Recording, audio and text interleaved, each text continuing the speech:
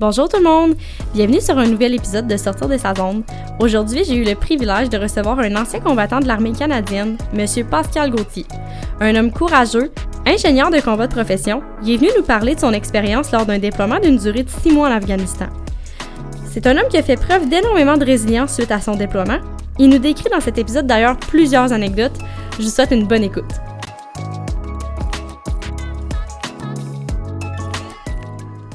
Avertissement. Cet épisode contient des discussions portant sur des sujets sensibles qui pourraient ne pas convenir à tous les auditeurs. L'écoute est laissée à votre discrétion. Allô Pascal? Salut. Ça va bien? Ça va bien, toi? Oui, ça va bien. Merci d'avoir accepté mon invitation. Merci de l'invitation, c'est vraiment apprécié. Ça fait vraiment plaisir.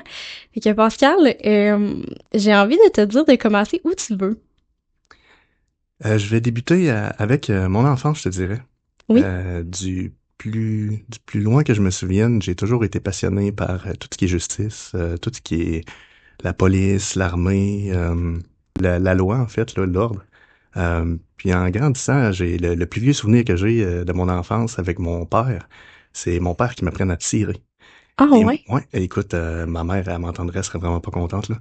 Mais mon père m'avait pris dans ses bras, je devais avoir 4 ans, il m'avait accoté un 12 dans le chest, il s'était mis à genoux à terre, puis il m'avait soutenu, il m'avait dit « Fais-toi pas mon homme, ça va bien aller ». Puis il avait tiré un coup de 12, on avait tiré dans le fond d'un vieux silo. Puis à partir de ce moment-là, je savais que j'étais cook.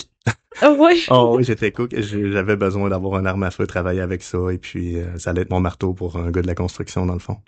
Ah, c'est bien dit. Puis là, en grandissant, j'ai toujours demandé à ma mère, Maman, je peux-tu avoir une carabine à plomb? Peux-tu des cadets, des choses comme ça? Puis là, ma mère, elle détestait tout ce qui se rapprochait de la violence. Puis elle me disait toujours non, non, non, non, non, non, non. Mais la vie est bien faite, parce que en rentrant au secondaire, je me suis inspiré beaucoup, mettons, tout ce qui est côté discipline en jouant au football. OK, oui. J'ai eu un mentor, que je pourrais dire un papa. Puis monsieur, il s'appelle Pierre Morin. Pierre, dans le fond, ça a été comme un papa pour moi. Et puis, l'équipe de football, ça a été vraiment ma famille là, tout au long de ma vie. J'ai grandi en parallèle, là, mais j'ai grandi en famille d'accueil. Parce que chez nous, c'était pas idéal, mettons. Oui. Mais j'ai grandi en famille d'accueil et puis j'ai joué pour les Dragons. Ça a été, encore aujourd'hui, je te dirais là, que je suis tellement attaché à eux, là, à toute l'organisation, et puis je les suis un peu partout. J'ai joué dans les Dragons jusqu'à mon secondaire 5. Ensuite, je suis venu ici au cégep. J'ai rentré en comportement humain, sciences humaines, parce que je voulais m'en aller professeur. Oui, je sais, ça fit pas trop avec ce que je disais au début, mais je vais m'expliquer. C'est parce que la quota pour rentrer policier était vraiment élevée dans le temps. Elle était très élevée, puis là, ben, j'avais pas les meilleures notes au monde. J'étais pas le petit garçon le plus assidu à l'école. J'aimais beaucoup ma musique, mes amis, puis faire le party, puis connaître des filles. Un adolescent habituel. En rentrant au cégep, j'ai commencé à travailler en ville, à Saint-Georges. J'ai travaillé au pub, j'ai travaillé à différents endroits. Puis un de mes amis, lui, avait quitté directement dans les Forces armées canadiennes. Il était venu me voir pendant que je travaillais au Dooley cette fois-là. Puis son nom, c'est Étienne Gontier. Il avait dit « Hey, Pascal, tu sais, t'as toujours des mauvais plans, tu fais toujours des choses que t'es pas censé faire, comme des explosifs artisanaux, tout ça, ce qui est vraiment pas une bonne chose, je le sais, j'en conviens. Mais il me dit, à la place de un jour perdre un doigt, une main ou quoi que ce soit, ça te tenterait pas de faire ça légalement pour les forces. Puis je me suis dit, pourquoi pas? Je savais très bien que de toute façon, professeur, les débouchés étaient pas extra. J'aurais fait du temps partiel pendant des années de temps. Et puis je savais pas trop ce que je m'en allais, puis ça venait rejoindre ce rêve d'enfance-là que j'avais de servir et protéger. Et puis la cotère était plus un problème, étant donné que les Forces armées canadiennes, il y avait plein de métiers, puis ils faisaient faire un test de quotient, des tests physiques, j'étais quand même pas mal en shape. OK. J'avais pas de problème au niveau physique. Mes notes étaient bien meilleures qu'elles l'étaient auparavant. Je me suis essayé, puis ça a super bien été. Je suis rentré avec... mais j'étais pas avec Étienne parce que lui, il était déjà formé, puis il était rendu à l'unité au 5 RGC à Québec, comme ingénieur de combat. Mais je me suis dit, je vais rentrer. Je vais m'essayer, j'abandonne tout, puis je m'en vais, je rentre dans les forces. C'est ce que j'ai fait. C'est fou, hein, parce que je suis rentré en 2006, puis en 2009, j'avais déjà les pieds dans le sable, en Afghanistan. Fait que de 2000... Ça a été rapide, oui, là. oui, vraiment, parce que c'était beaucoup ça, là, je te dirais 2004, là, il y avait Opération Medida. C'est là qu'on est rentré, qu'on a pris Kandahar, le Canada, avec les Américains. Et puis, les formations des soldats étaient vraiment rapides, là. Ça rentrait, ça Parce que rentrait. toi, quand t'es rentré dans l'armée, est-ce que t'avais déjà comme une position prédéfinie? T'avais-tu appliqué pour une position? Parce que moi, je m'y connais pas, là. Oui, en fait. Écoute, oui, j'avais un petit rêve caché, là. J'espérais un jour être pilote d'avion de chasse, mais j'ai pas rentré comme pilote d'avion de chasse. J'ai rempli les papiers, puis là, il aurait fallu que j'aille mon deck de compléter ici à Saint-Georges Oui. pour pouvoir appliquer. Je l'avais pas complété parce que j'ai quitté mes études en cours. Donc, ce OK. que j'ai fait, c'est que je suis rentré comme ingénieur de combat, le domaine des explosifs, si on veut. Ouais. Et puis, j'ai fait mon camp de recrue ici voyons, à Saint-Jean-sur-Richelieu. Ouais. Si je me trompe pas, c'était 13 ou 17 semaines. Ensuite, j'ai eu mon cours de qualification de soldat qui était à Québec, qui était 8 ou 9 semaines. Ensuite, j'ai été faire mon cours d'ingénieur de combat à Gagetown au Nouveau-Brunswick. Puis ça, c'était, si je me trompe pas, c'était 6 mois de temps. Mais ce qui m'a marqué, une chose qui m'a vraiment marqué quand que je passais à Saint-Jean-sur-Richelieu, euh, autre temps, autre mœurs. Moi, quand je suis rentré dans les forces armées, on était encore dans le temps de se faire crier après, on se battait entre nous, d'un cubicule, les soldats. C'était vraiment pas ce que c'est aujourd'hui. Notre peloton, ça faisait appeler le peloton masque à gaz. Fait que la raison pour laquelle on se faisait appeler ça, c'est parce que nos instructeurs ils avaient décidé de nous faire porter le masque à gaz du début, pratiquement jusqu'à la fin de notre cours de recrue. OK. Donc, je te dirais qu'à part les moments qu'on mangeait, les moments qu'on faisait notre graduation, on avait toujours le masque à gaz d'en face, là. Ça devait pas être, Non. ça devait pas être agréable d'avoir toujours ça d'en face. Non, Non? ça respire mal, je te Ben, dirais. c'est ça, j'allais dire. Ça a pas l'air de très bien respirer, là. Non. Mais en même temps, ouais, c'était extrêmement difficile. C'était, c'était une espèce de dynamique très intense. Par exemple, lorsqu'il était le soir qu'on avait les couvre-feux qui allaient se coucher, il y avait des polices militaires dans l'établissement. Et puis si on n'était pas couché dans nos lits, les deux yeux fermés, on se faisait charger. C'était automatique. Les policiers passaient là dans nos cubicules un par un, puis ils nous mettaient la flashlight dans le visage juste pour faire exprès de voir si on dormait ou non. Si on se rouvrait les yeux, c'était instinctif. C'était toi, tu sors là, tu tendais son bureau en bas. Puis ouais, je me souviens encore C'était vraiment encadré, c'était sévère, Ah là. oui, c'était sévère. Si t'avais le malheur d'oublier, je sais pas moi, ton casier, tu t'oubliais de barrer ton casier personnel, là, que t'as des verres de contact à l'intérieur, peu importe, là. C'était le saccage quand tu revenais, il y avait tout détruit, tout détruit. Puis là, il fallait que tu recommences à zéro, que tu reconstruises toutes tes choses. Euh, on était rentré, on était pas loin d'une centaine sur ma cohorte, honnêtement. On était tellement nombreux, là. Parce que c'était ça, ma prochaine question, c'était ça, parce que j'imagine que vous étiez des groupes, mais là, 100 personnes en plus en même temps. Ouais, mais le tri se fait rapidement. Là, écoute, honnêtement, la première semaine, je me souviens, il y avait des gars qui pleuraient en suçant le pouce dans le lit d'à côté, là. C'était un autre univers. Mais moi, chez nous, quand j'ai grandi, ça a jamais été doux. Ça a jamais vraiment été doux. Alors, quand je suis rentré dans l'armée, à me faire crier après, puis me faire brasser, plus, tu sais, dans les dragons, veut pas, là, c'était un autre temps, autre mœurs. Le football, dans ce temps-là, là, c'était pas doux comme aujourd'hui, là. Non. Donc, j'étais un peu, pas acclimaté, mais j'étais prêt. Puis me faire crier après, physiquement me faire brasser et tout, j'étais capable d'en prendre. Puis aussi, j'étais capable je dirais, de défier mes instructeurs. Ça arrive souvent là, que je le fasse là, pour les tester un peu. J'ai payé pour. C'est ça, j'allais dire, t'as dû payer pour, mais est-ce que t'étais-tu, y a-tu un moment pendant, justement, ce moment-là que tu t'es remis en question puis que tu t'es dit, oh mon Dieu, je sais pas si je vais être capable? Non. Non, parce que à ce moment-là dans ma vie, je savais tellement pas où je m'en allais que je vivais un jour à la fois.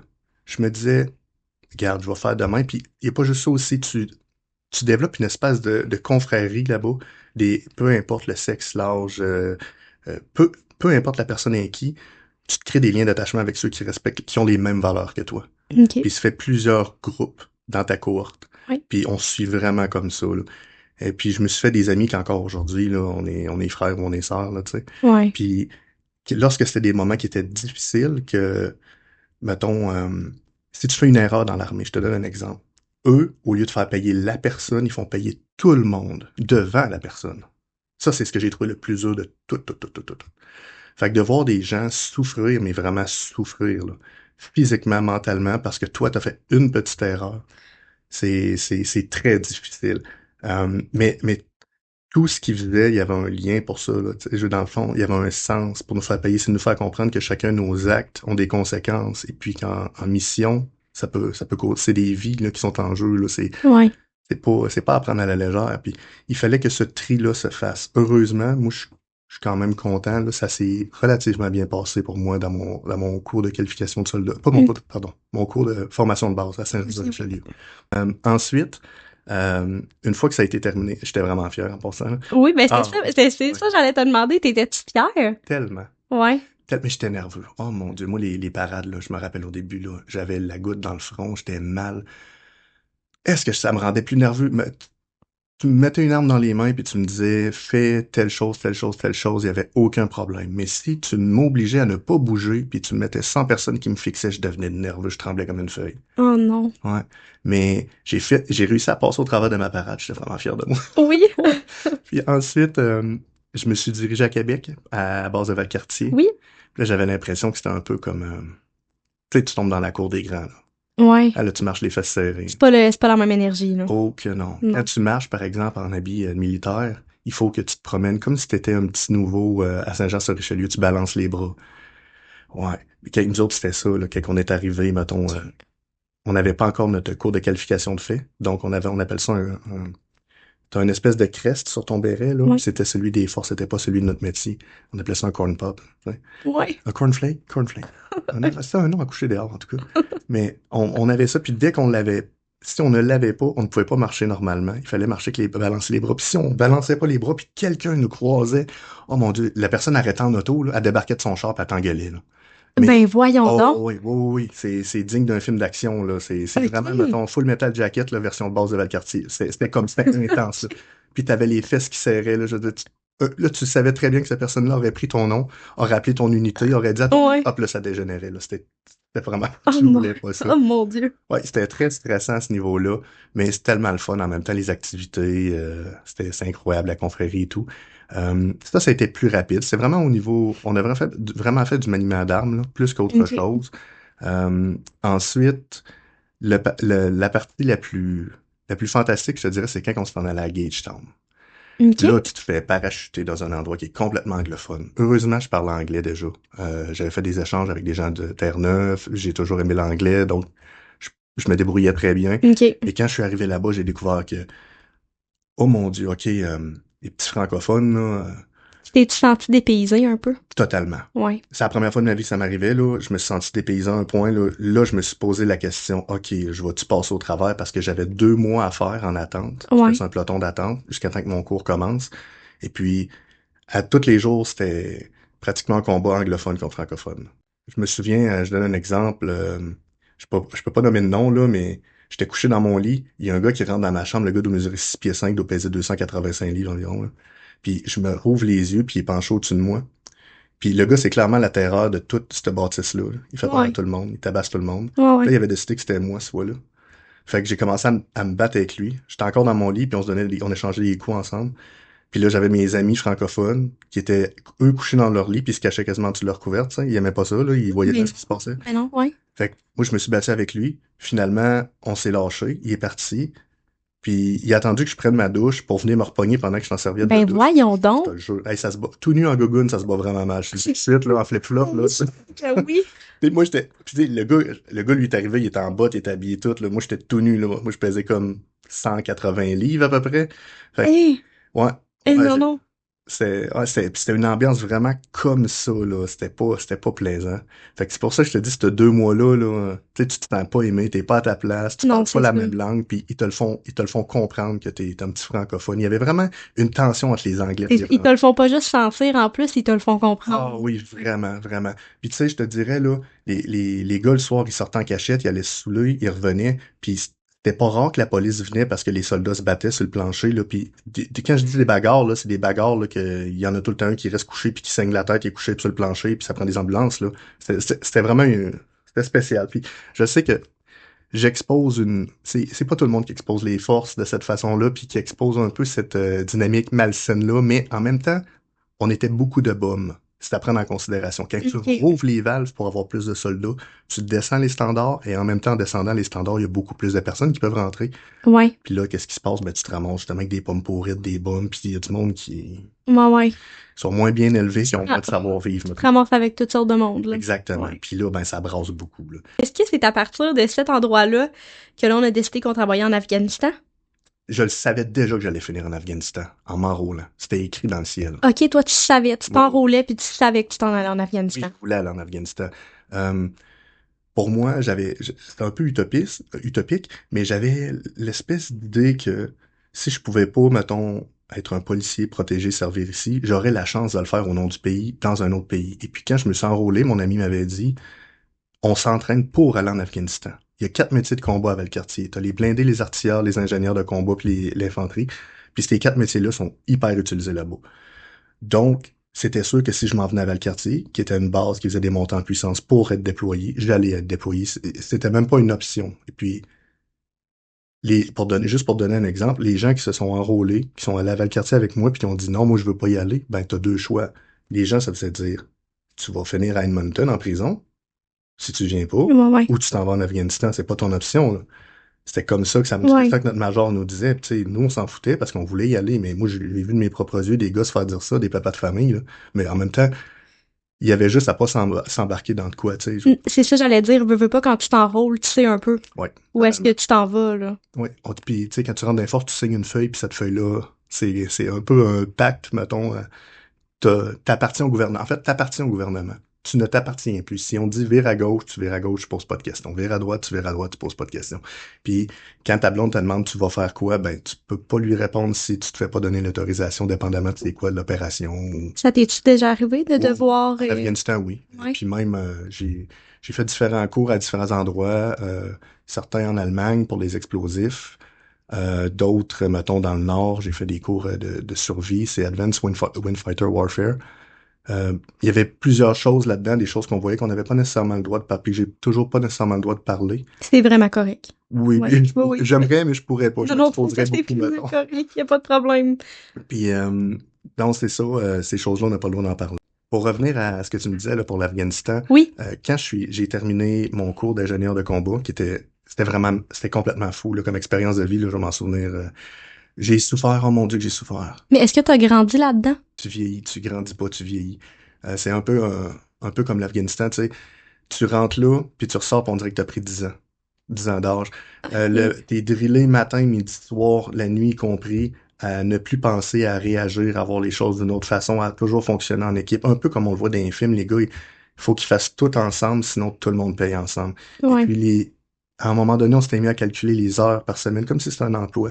On était dans les 100 quelque chose heures, là. Tu ne dors pas. Les instructeurs rentrent à peu importe l'heure de la nuit, là. Ouais. Puis là, c'est OK, tout le monde dehors, gang de. Puis là, tu te fais traiter de nom. OK. Les moyassios, là, il faut que soit que tu refasses tout. Mettons, tu replaces tout ton lit, toutes tes choses dehors à la pluie, comme si tu refaisais une inspection. Après, tu les rentres. C'est des genres de choses comme ça qui te font faire. OK. Puis, hey, tu restes vraiment bête quand il y a un gars de 200 livres, t'attends au pied de ton. Tu trouves les yeux, là, tu penses que tu vas dormir 4 heures cette nuit-là. Tu trouves les yeux, puis là, t'as une armoire à glace enragée devant toi qui commence à te gueuler après. Ça réveille mal. Mais, Mais c'est sûr que oui, que ça réveille mal. Et là là. mais en même temps, vois-tu, tous ces gens-là avec qui j'ai fait ce cours-là, Ouais. ben, pas tout, mais pratiquement tout, y compris le staff, Mhm. j'ai servi avec eux. Parce que ce staff-là, tu sais, c'est des positions, hein. Les gens étaient instructeurs, puis quand est-ce que j'ai été muté à Québec, ces gens-là, eux, finissaient leur mutation et puis sont devenus des commandants de section, des commandants adjoints de peloton, des choses comme ça, tu sais. Euh, Ça a été beaucoup nos propres instructeurs qui ont été nos commandants de section en Afghanistan. Puis c'était le fun parce que c'était un peu comme nos grands frères voir papa. Oui, c'est ça que j'allais dire parce que là, j'imagine que l'énergie, quand, je sais pas si j'ai le bon mot, là, que tu te pratiques, que tu t'entraînes, VS, quand t'es vraiment là-bas déployé, l'énergie, est-tu un peu la même ou c'est complètement différent comme énergie? C'est différent. Quand ce que t'es mettons, en formation, je te dirais, Ouais. là, comme sur le cours d'ingénieur de combat, t'es nerveux, t'as pas la confiance, tu te sens un peu comme un sportif. Mettons que t'es au secondaire, je vais donner l'exemple des dragons. Ouais. Tu rentres dans les dragons, mettons, moi dans le temps c'était du midget 3, t'arrivais là, tu sortais du cadet, là t'arrivais dans le midget, là tu voyais ça, c'était impressionnant, tu sais. Là tu savais que t'étais pas partant, t'étais stand-by, t'étais toujours nerveux à regarder pour essayer d'apprendre le plus possible pour que le moment que t'arrives sur le terrain, tu sois prêt. Le terrain étant le déploiement, mettons. Ouais. Quand est-ce qu'on arrive au moment du déploiement, ou la montée en puissance juste avant le déploiement, parce qu'il y en a toujours une montée en puissance, euh, t'es prêt. T'es, t'as une espèce d'énergie tu te sens, t'es enfin ce que tu voulais devenir. Tout ce que tu avais fait avant, ton camp de recrue, ton cours de qualification de soldat, ton cours de formation de ton métier, là, t'es rendu à cette espèce de moment-là où ce que tu dois démontrer que t'as appris, Que puis t'as que t'es appris tout rendu ça. au standard. Ouais, exactement. T'es rendu un soldat, puis t'agis en tant que soldat. Là, t'es fier aussi. Quand tu portes ton uniforme, là, je veux dire, t'es tellement fier. Puis ton béret aussi, parce que t'as le crest, t'as le logo de ton unité, là. Oui. Je veux dire, personne peut toucher à ça. Ça vaut plus cher que tout au monde, là, pour vrai. T'es fier, là. Je vais reprendre tes paroles de tantôt, là, mais justement, là, quand t'as les deux pieds dans le sable, là, pis Mhm. que tu sers pour ton pays, c'est comme ça que tu t'es senti, c'est comme ça Ah, que tu t'es totalement. dit Ouais.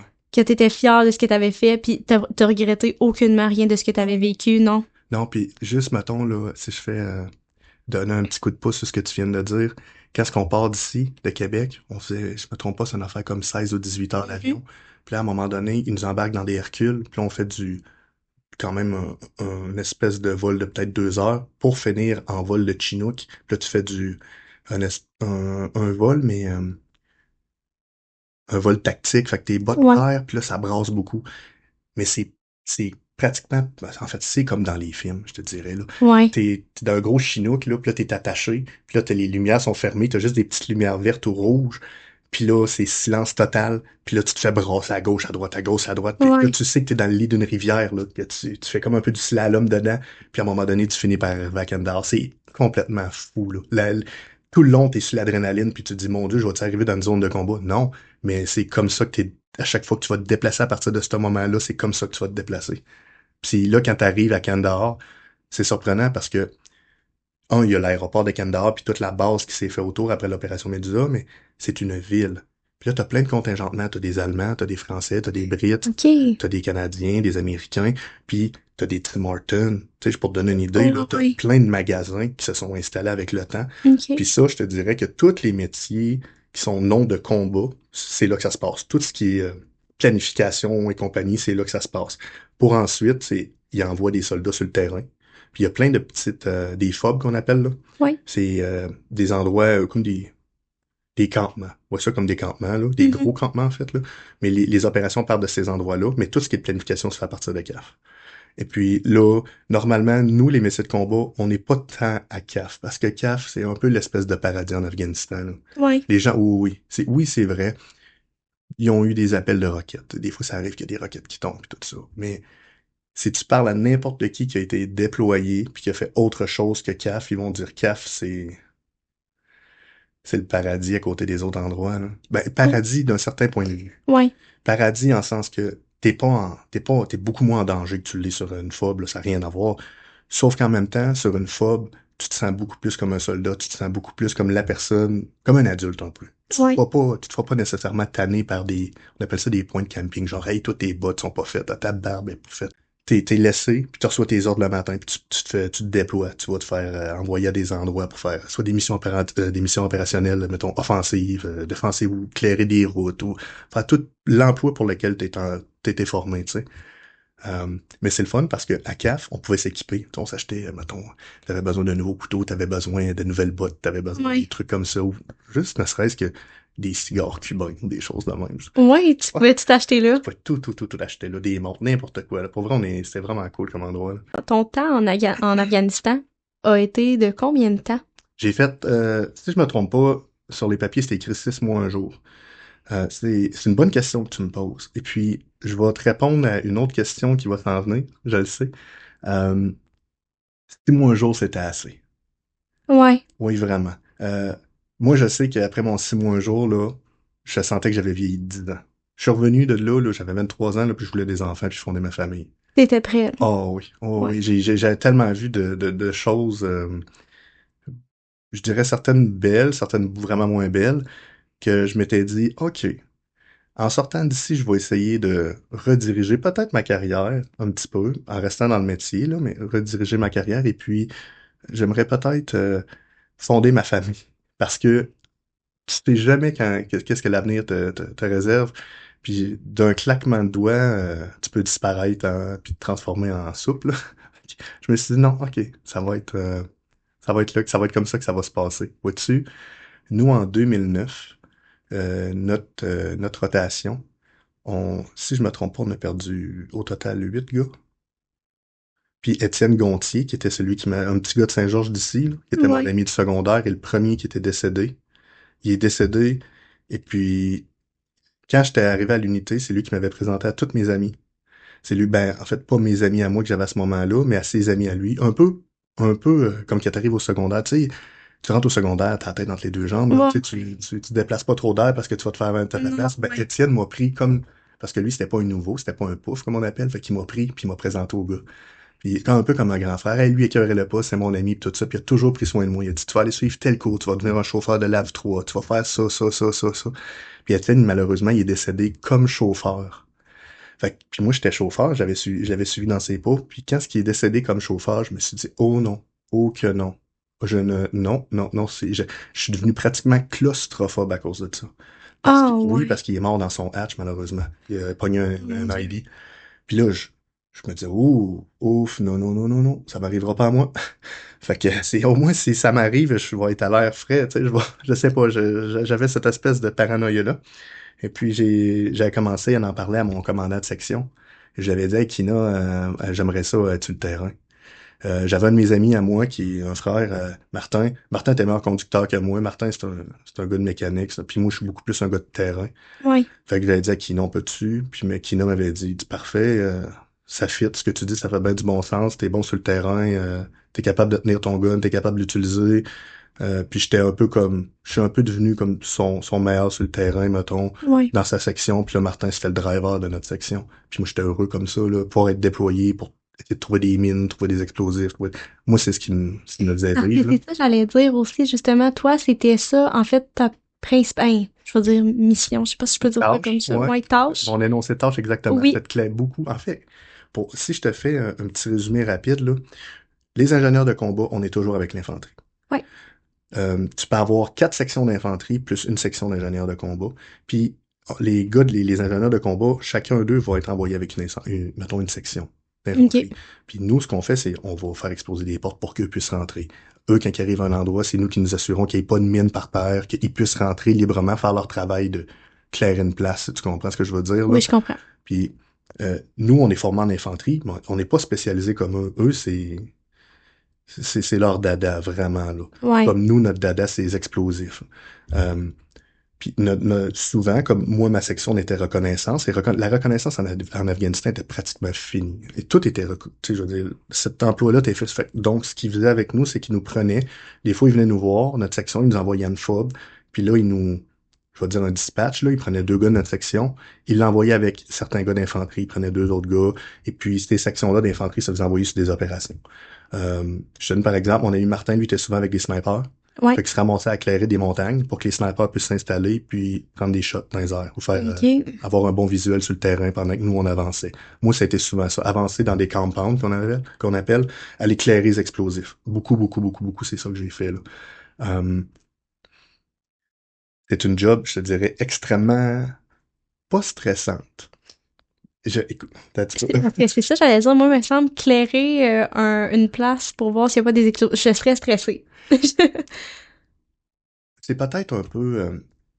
C'est peut-être moi qui vois ça comme d'une façon différente. Moi, j'étais pas stressé de ça. J'avais pas peur des explosifs, j'avais peur de me faire tirer dessus pendant que j'essayais de faire mon emploi. Fait que j'espérais vraiment que les gars de l'infanterie, quand ils faisaient leur cordon de sécurité Moi, autour ouais. de moi, ils fassent leur job. Parce OK. que, tu sais, ça m'arrivait des fois de me faire mettre sur un cordon de sécurité puis de voir des gars courir avec des RPG-7, là. Puis, tu sais, tu le sais qu'ils s'en vont Oh, te tirer oh. dessus. Fait que ça, c'est stressant. Fait que quand tu te dis que c'est toi qui es en train de, avec ta petite baïonnette, là, leur lever le sable doucement, puis tu sais qu'à 80% des chances, il y a une bombe là, parce qu'ils posent toujours des bombes là, semaine après semaine. Tu prends, veux pas le risque quand même Oui, de te faire exploser, là? oui, exactement. Je peux-tu te conter une anecdote? Oui. OK. Il y a une petite blindée, une petite blé qui est morte peu de temps après Étienne. Puis j'avais été envoyé sur un convoi avec ma section. Et puis nous, on était en avant du convoi, puis on clairait le chemin. Et puis j'étais avec Martin qui conduisait, l'autre Martin, petit Butch, son nom, qui doit être mon chef de char, mon sergent c'était Kina. J'avais Duguay qui était canonnier.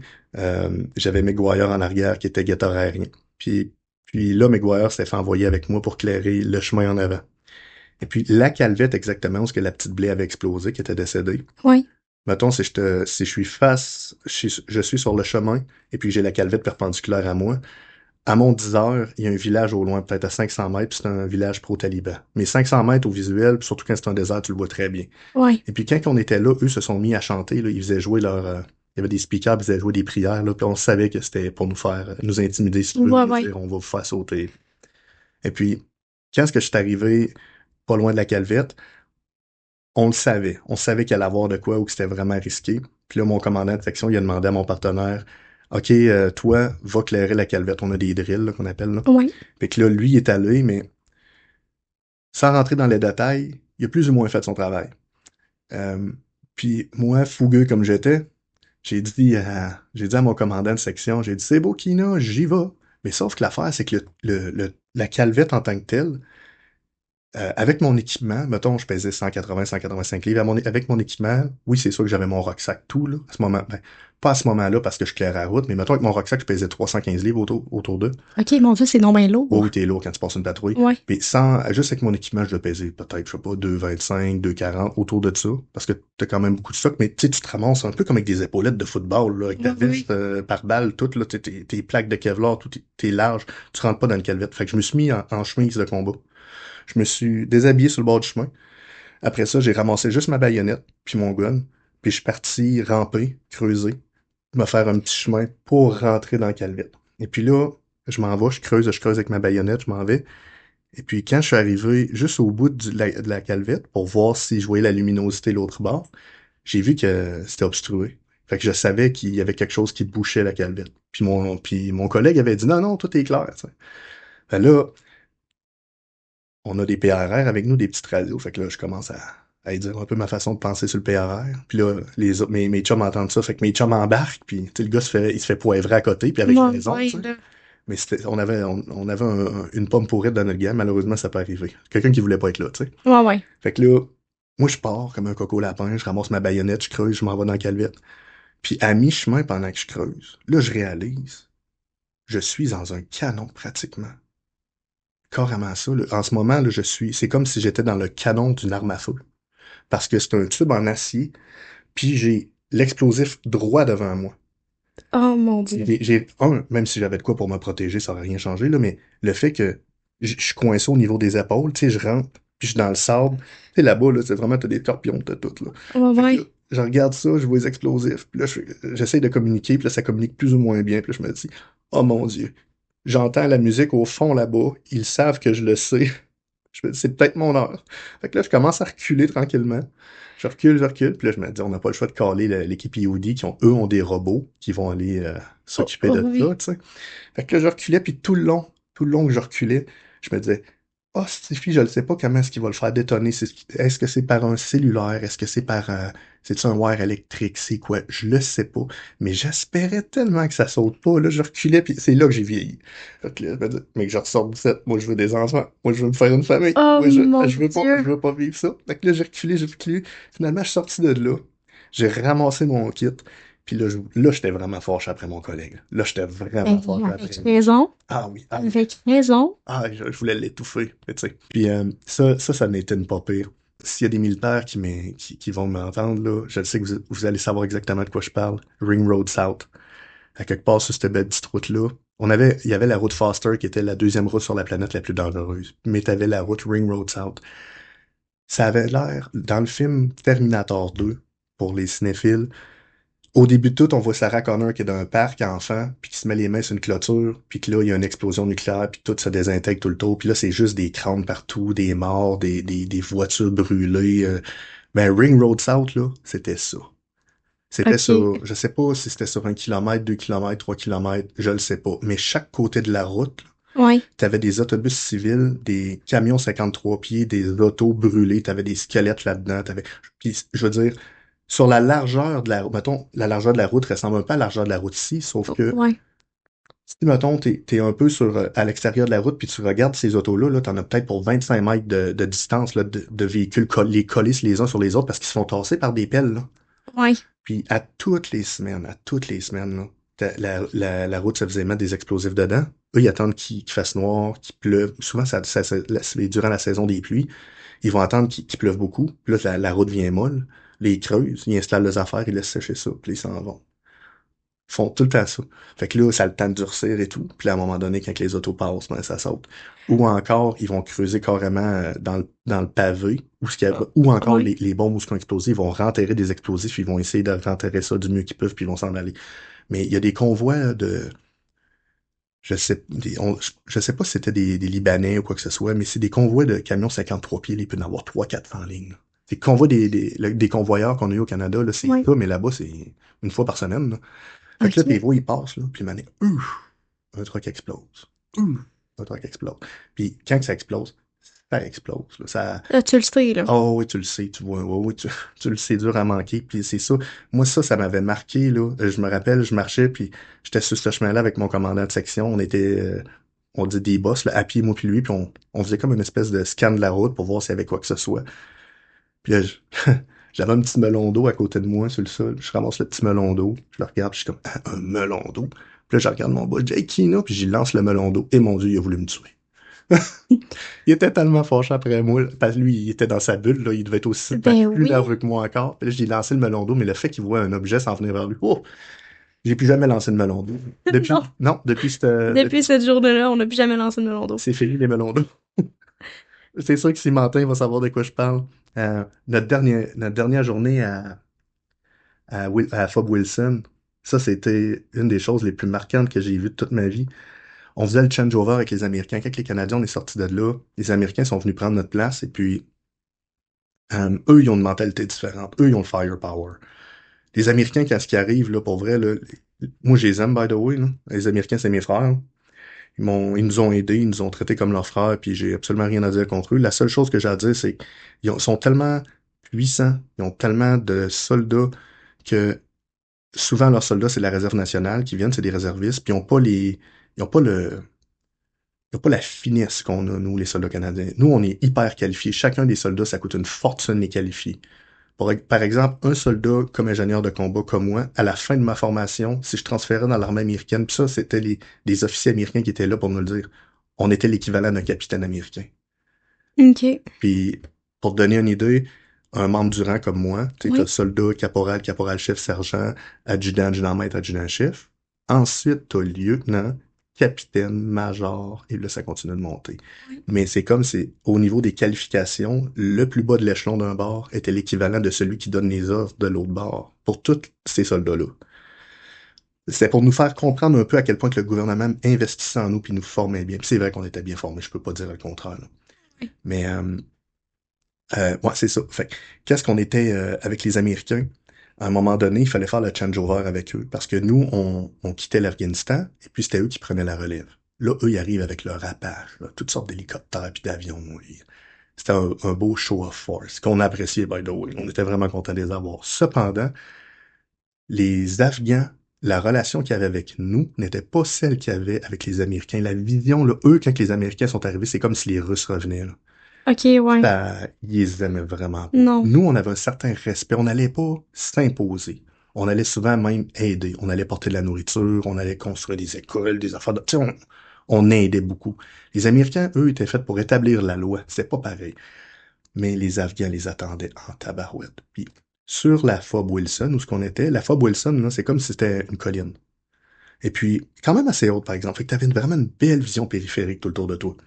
Puis nous, le camp des ingénieurs, sur cette fob-là, on était carrément sur le bout. Fait que notre vision, là, était... Écoute, c'est incroyable. À toutes les fois qu'un convoi partait de la fob, on l'avait juste devant nous, puis on le voyait longer la colline sur le flanc, puis ensuite s'en aller. Et puis là, les Américains sont arrivés avec le Humvee, leur véhicule, avec les tanks, puis tout. Il y avait tout. Puis chaque fois qu'un convoi partait, ça pouvait être une dizaine, une vingtaine de véhicules, avec... Puis il y a un support aérien là-dedans. Là. Ouais, ouais. Fait que, tu sais, quand ils s'en vont, les choppers finissent par arriver, puis... Là, ce soir-là, moi, j'étais avec mon chum de gars, Martin, on était sur le hilltop, puis dans ce temps-là, je fumais pour gérer mon stress. Ouais. Puis là, nous, on était contents parce qu'on avait réussi à convaincre notre commandant de section. Ben, du moins, c'est les souvenirs que j'ai. Regarde, hey, on a assez donné, là. Pourquoi est-ce qu'on est obligé d'aller leur montrer la route? Ils la savent, la route, là. Ça fait une semaine que tu l'as fait avec eux. Tu es obligé de nous remettre en risque une fois de plus. On peut-tu, comme, chiller, tu sais, juste, On s'en retourne à la maison en vie avec tous nos membres. Là. On peut-tu en profiter un peu? Notre boss, il a tenu son bout, puis il a dit à la chaîne de commandement, non, nous autres, on a assez fait. À soir, les gars, c'est off. Ça reste comme ça. On se fait dire, vous êtes off. Là, on était contents. On fumait notre cigarette, notre cigare, peu importe. Puis on mangeait notre petit thon en conserve. On regardait les Américains en bas de la colline. Puis là, à un moment donné, ça part.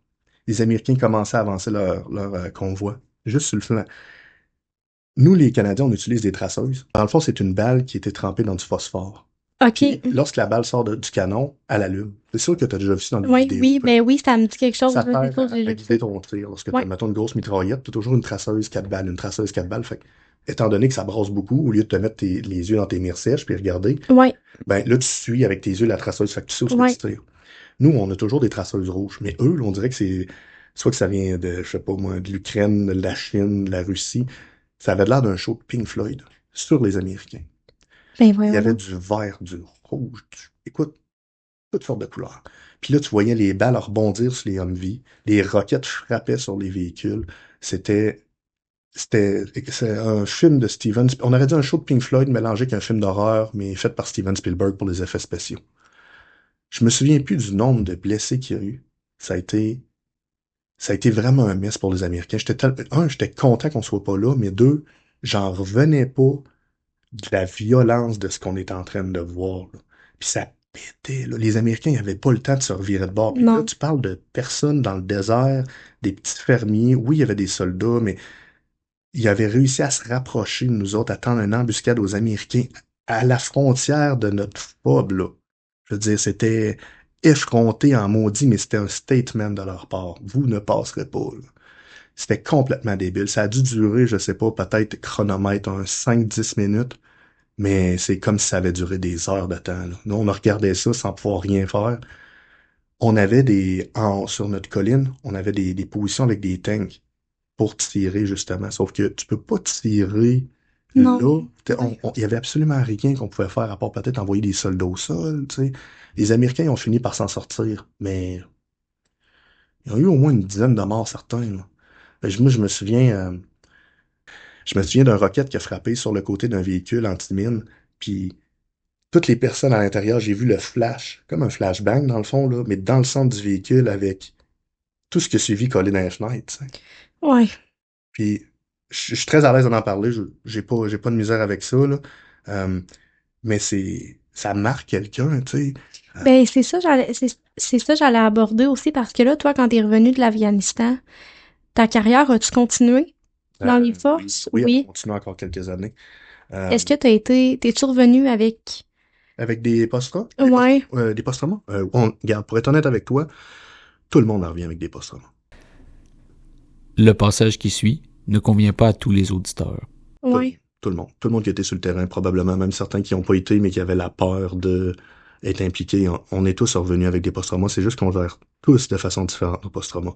Moi, personnellement, c'est les cauchemars. Je suis devenu très short-temper, mettons, je suis soupe au lait quand je vois des gens qui manquent de respect envers les personnes âgées. Tout ça peut sembler niaiseux, là, mais les personnes âgées, les femmes, puis les enfants, là, on dirait que je suis devenu très agressif envers ceux qui leur donnent pas de respect. Je l'étais déjà, mais dû aux atrocités que j'ai vues, Ouais. surtout affectées, surtout faites envers les femmes et les enfants, les femmes qui sont, elles sont enceintes, se font emmurer Ouais. tout le long de leur grossesse dans une cabane en terre cuite, puis ils ont de l'air, mais par des petits trous, puis leur mari leur sert à manger par les petits trous, puis les femmes doivent rester là tout le long de leur grossesse avec une femme de leur famille ou de la famille du mari, jusqu'à temps qu'elle accouche, puis ensuite ils la sortent. Quand tu vois des choses comme ça, là, de tes yeux, puis t'es pas habitué à ça, tu t'es fait briefer sur ça. Mais tu Ouais. penses pas tomber face à ça. Non. Des petits garçons imberbes qui se font violer par les hommes là-bas à tous les jeudis, puis c'est pas des rumeurs, c'est vrai. La femme en Afghanistan n'est pas une... La femme en Afghanistan est traitée comme un objet pour avoir des enfants et non une partenaire. Les hommes coutumes d'hommes étranges, les hommes avec les animaux, c'est des choses que j'ai vues aussi fréquemment. Puis je veux dire, tu vois ça en plein jour, papa qui montre à son enfant comment prendre une chèvre. Ça, c'est pas des jokes. Tu vois un Toyota Corolla, ils sont 16 dedans, la femme est dans la valise, la chèvre est assise sur le banc passager. C'est C'est du normal, c'est du là-bas. tout à fait normal. C'est tout à fait. Je te dis, là, c'est un choc culturel incroyable. C'est pour ça que je te dis que Mais je suis revenu. c'est exactement le bon mot. C'est vraiment un choc culturel que t'as été mis face à des choses que j'ai même pas les mots. Ah, c'est vraiment, on est bien ici au Québec, au Canada, là. Ouais. Ben, on peut avoir le droit de critiquer parce que, veux pas, on a le droit, là. Oui. Mais quand tu regardes ça, tu sors de chez toi un peu, là, puis tu vois dans des pays que c'est différent, vraiment différent, comment que ça se passe, ça te permet d'apprécier, puis comme je disais, de vieillir de ça, là. Tous les matins, quand j'étais à Fob Wilson, à tous les matins, je passais avec mon chum de gars Martin, puis il y avait une petite famille sur le bord une mère, puis sa petite fille puis son petit gars sur le bord du chemin. Puis j'allais toujours porter des déjeuners à ces personnes-là. Oui. Puis jusqu'à un moment donné où je me lie d'amitié avec la petite fille, je la trouvais belle, puis elle était fine, puis je me disais, ah, moi je voulais être papa, tu sais, j'avais quoi? Je me disais, hey, toi, je t'adopterais, tu sais, je te ramènerais. Je veux dire, tu aurais le droit de vivre une vie totalement différente. Puis j'avais cette espèce de, je sais pas, vision utopique là, j'aurais aimé ça. Je m'accrochais après des choses comme ça. Puis ça m'a fait de la peine parce que son père, elle, on l'avait déjà pogné en train de la battre. Puis on lui avait fait comprendre que s'il la rebattait, ben, il aurait pas aimé sa vie après ça, là. Ouais. Puis le dernier jour que je suis, avant qu'on décroche pour les Américains, c'était exactement sur le côté où ce que les Américains se sont fait attaquer, justement que ça tenait. Puis le dernier jour qu'on est passé, je voulais y redonner à déjeuner, je voulais rapporter de la Ah bouffe. oui. Et je l'ai jamais reconnu parce que son père, il l'avait forcé à porter le voile, parce qu'elle commençait à avoir des seins. Elle était le voile complet, complet, Ouais, complet. ouais. Puis moi, je l'ai cherché, je l'ai cherché, je l'ai cherché, je la trouvais pas. Je la trouvais pas, puis là, je comprenais pas. Mais il y avait cette petite personne-là avec un voile. D'habitude, c'est des femmes. Ouais. Jusqu'à temps que je comprenne, une fois parti, puis retourné au poste des ingénieurs, que j'étais sur le top du hilltop, j'ai fait « Oh mon Dieu! » Là, j'ai venu d'allumer. Puis là, je Ouais. la voyais, elle était encore là en bas, puis elle regardait en haut. J'étais comme « Oh non! Oh non! Cocotte! Oh non! » Ah, j'étais tellement ça m'a brisé le cœur, là. J'en ai fait des cauchemars. Je me disais « Pourquoi faire ça, tu sais? » Ah non, ça a vraiment, j'ai vraiment trouvé ça tough, là. De quoi t'es le plus fier dans ton parcours? De tout ce que t'as fait pour ton pays? Par où t'es passé? Y a-tu une fierté que t'as? La chose à laquelle je suis plus fier, là, c'est d'avoir sauvé une vie au moins une fois dans ma vie, là, concrètement. Puis c'était la vie du soldat que j'admirais le plus, puis que j'ai encore aujourd'hui, j'admire le plus. C'était mon commandant de section à ce moment-là. J'avais été détaché avec une section, puis comme je disais, lui, c'était un peu mon héros, là. Étienne, ce gars-là, c'était le soldat le plus... C'est le gars qui m'intimidait le plus, mais c'était le gars qui me rendait le plus fier d'être un soldat un peu, là. Il y avait tout pour lui. Fort, brillant, bon dans tout ce qu'il faisait. Puis d'être sous son commandement pour une opération offensive, je me disais, il y a rien qui peut nous arriver, Étienne était avec nous autres, c'est une machine, ce gars-là. Puis là, ben, on part un matin, on s'en va. Puis nous, dans le fond, sur l'opération offensive, si je me trompe pas, on n'était pas dans l'axe principal, mais on était sur un flanc de l'axe principal. Et puis on avançait. Puis on est arrivé sur un compound. Un compound, dans le fond, c'est comme un peu un gros terrain. Voyons ça comme un gros terrain qui est délimité par des murs de boîte. Puis à l'intérieur, tu as une grape hut qui est une bâtisse à toit fermé qui a plein de trous sur les murs, puis eux font sécher leurs raisins là-dedans. Il y avait aussi une maison qui était en forme de L, si je me trompe pas, avec une maison en terre cuite, bien sûr. Puis il n'y a pas de porte, mais il y avait il y avait aussi un petit vignier sur le côté, encore dans le compound. Puis quand est-ce qu'on est arrivé là, tout de suite, les Afghans sont venus nous voir, la police, pas la police, mais l'armée afghane, en nous disant qu'il y avait des explosifs sur les lieux. Tout de suite, notre section, on a été déployé pour aller éclairer ces explosifs-là. Étienne, il était à la tête de notre section, puis c'est lui qui contrôlait un peu tous les mouvements, les déplacements, puis c'est lui qui prenait les calls, qu'est-ce qu'on faisait. Et puis là, Étienne, il me prend, puis on se met à se promener dans le vignier, tout. Puis là, il dit, regarde, Pascal, là, il y a un explosif. Puis Étienne voyait tout, là, tout. Puis là, il me montrait les endroits, puis je suis comme, ben oui, là, je le suivais. Puis là, à un moment donné, il a décidé de rentrer dans la maison en terre cuite pour suivre le gars de l'armée afghane. Sauf que, si je me trompe pas, Étienne croyait que le gars de l'armée afghane avait éclairé la maison, ce qui n'était pas le cas.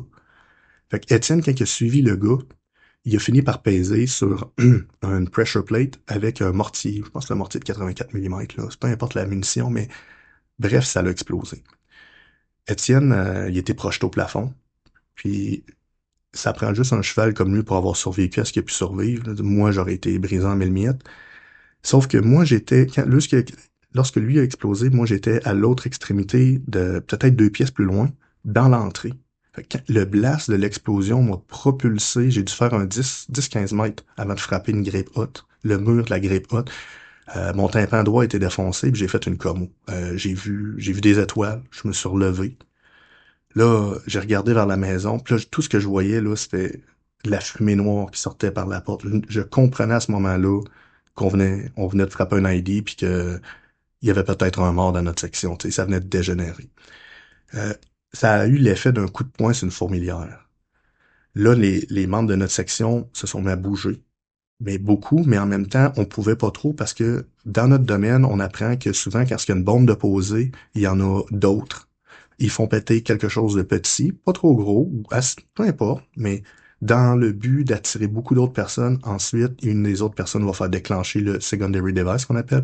Et puis que là, il y a plusieurs explosifs qui sont attachés les uns aux autres, qui couvrent une bonne partie de l'air de travail. Et puis là, ça explose, puis là, ça fait un mess, on veut, excusez-moi Ça fait un gros dégât, là. exactement. Ouais. Oui, ça tue plusieurs personnes en même temps, puis là, ça devient beaucoup compliqué la situation. Lorsque je me suis relevé, je suis foncé vers la maison.